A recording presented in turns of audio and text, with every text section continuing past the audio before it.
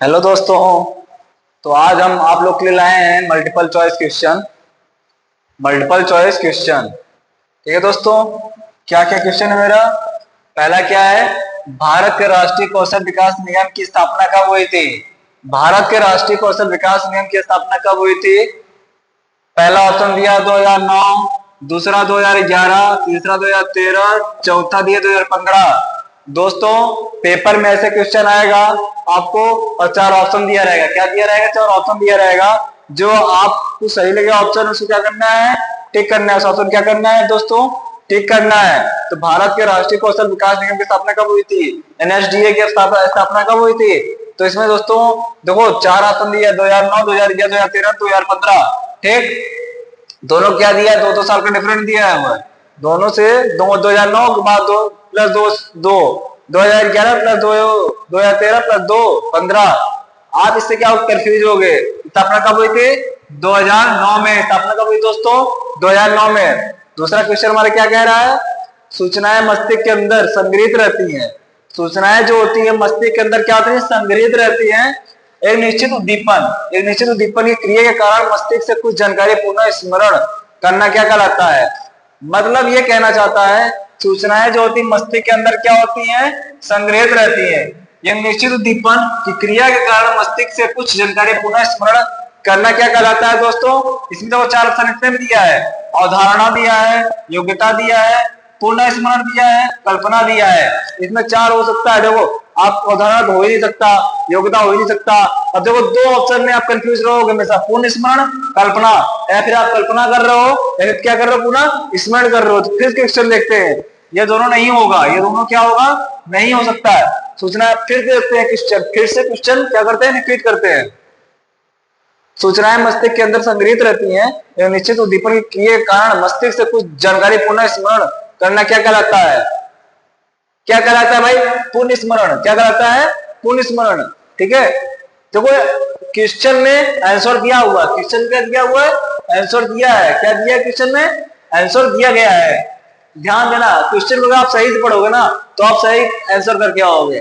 ठीक है, ठीक है। जब भी क्वेश्चन सॉल्व करो, जब भी क्वेश्चन सॉल्व करो, माइंड लगा करो, माइंड को एकाग्र करके करो। माइंड क्या करके करो, एकाग्र करके करो। ठीक है, नेक्स्ट वाला क्या क्वेश्चन, हमारे व्यवहार के परिणामों के माध्यम से सीखने के बीएफ स्किनर का सिद्धांतों को क्या कहा जाता है। बीएफ स्किनर सिद्धांतों को क्या कहा जाता है दोस्तों। हम आप लोग को ये जो है बीएफ स्किनर का पूरा थ्योरी पढ़ाया हुआ हो, क्या पढ़ाया हुआ हो, थ्योरी पढ़ाया हुआ हो। ठीक है, ये लर्निंग ऑफ थ्योरी में है, लर्निंग में है। ठीक है, लर्निंग ऑफ थ्योरी में बीएफ स्किनर सिद्धांतों को क्या कहा जाता है, क्वेश्चन यहाँ पुटअप किया है। बट ये चैप्टर पूरा क्लियर है आपका। ये हेडिंग देखते ही आपको आंसर आ जाना चाहिए। ये हेडिंग देखते ही आपको क्या आना चाहिए, आंसर आ जाना चाहिए। ये नाम देखो बीएफ स्किनर, तो अब क्या आना चाहिए, आंसर आ जाना चाहिए। क्या दिया, क्या कह रहा है, हमारे व्यवहार के परिणामों के माध्यम से सीखने के बीएफ स्किनर का सिद्धांत क्या कहा जाता है। देखो, सकारात्मक पुनर्बलन, बेरण अनुकूलन, कार्यवाहक अनुकूलन, मॉडलिंग। क्या होगा भाई, क्या होगा इसका आंसर, हमारे व्यवहार के परिणामों के माध्यम से सीखने के बीएफ स्किनर के सिद्धांतों क्या कहा जाता है। इसका आंसर क्या होगा भाई, सकारात्मक पुनर्बलन तो होगा नहीं, मॉडलिंग तो होगी नहीं। क्या होगा भाई, इसका होगा आंसर कार्यवाहक अनुकूलन। ये भी नहीं होगा, कार्यवाहक अनुकूलन। क्या होगा आंसर दोस्तों, कार्यवाहक अनुकूलन। ठीक है दोस्तों, आई होप आप लोग को समझ में आ रहा होगा। ठीक है, हम चलते हैं नेक्स्ट क्वेश्चन पे। क्या नेक्स्ट क्वेश्चन मेरा क्या है, नेक्स्ट क्वेश्चन मेरा क्या है, निम्न में से कौन सा सकारात्मक अधिगम में अनुक्रिया का अवयव नहीं है। कौन सा, निम्न में से कौन सा सकारात्मक अधिगम में अनुक्रिया का अवयव नहीं है, एलिमेंट नहीं है। सकारात्मक अधिगम में अनुक्रिया का एलिमेंट नहीं है। देखो चार ऑप्शन दिया है। पहला क्या दिया है, पर्यावरणीय, भौतिक, मनोवैज्ञानिक, मानसिक। पर्यावरणीय, भौतिक, मनोवैज्ञानिक, मानसिक। ठीक है दोस्तों, तो कौन सा सकारात्मक अधिगम में अनुक्रिया का अवयव नहीं है, मानसिक तो ही नहीं सकता ना, मनोवैज्ञानिक भी नहीं हो सकता ना। तो बच्चे दो है ना, पर्यावरणीय, भौतिक। इसमें से क्या नहीं होगा, भौतिक भी नहीं होगा, ये होगा पर्यावरणीय। क्या होगा, पर्यावरणीय। ठीक है दोस्तों, हमारा क्या है नेक्स्ट क्वेश्चन, आवश्यकताओं को मैस्लो का पदानुक्रम के अनुसार आवश्यकताओं को कितने स्तरों में वर्गीकृत किया गया है। आवश्यकताओं का मैस्लो का पदानुक्रम के अनुसार आवश्यकताओं को निश्चित कितने स्तरों में वर्गीकृत किया गया है। दोस्तों ये भी मैं टॉपिक पढ़ाया हूँ, ये भी आज कर गया हूँ मैं, पढ़ाया हुआ ये भी टॉपिक, ध्यान से पढ़ना।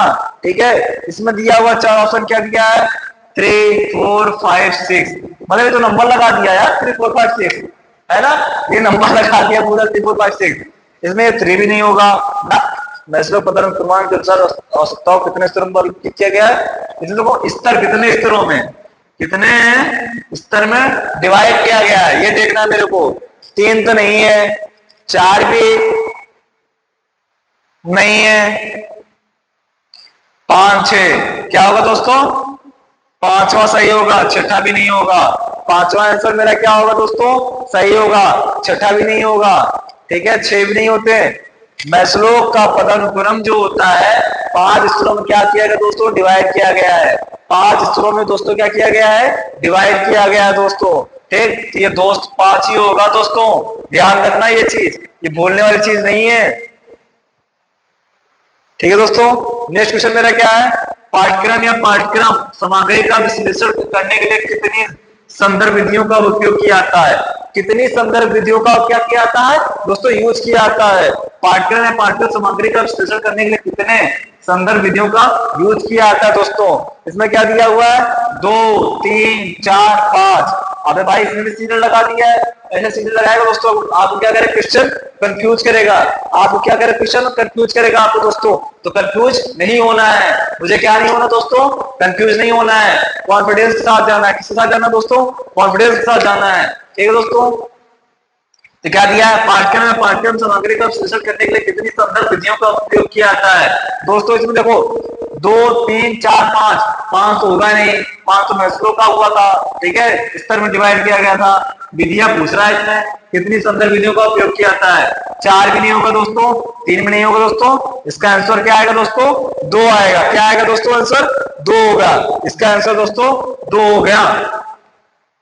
दोस्तों आप लोग अगर क्वेश्चन को सही पढ़ोगे ना, अगर एक बार पढ़ के जाओगे घर से, क्वेश्चन सही पढ़ोगे ना, आपको जो आंसर है ना क्वेश्चन ही मिलेगा। क्या होगा आंसर, आपको क्वेश्चन ही मिलेगा। ठीक है, अगर आप क्वेश्चन को सही पढ़ोगे तो आप आंसर सही करोगे। ठीक है, वरना गलत करके आ जाओगे दोस्तों, वरना क्या करके आ जाओगे, गलत करके आ जाओगे दोस्तों। ठीक है दोस्तों, जय हिंद।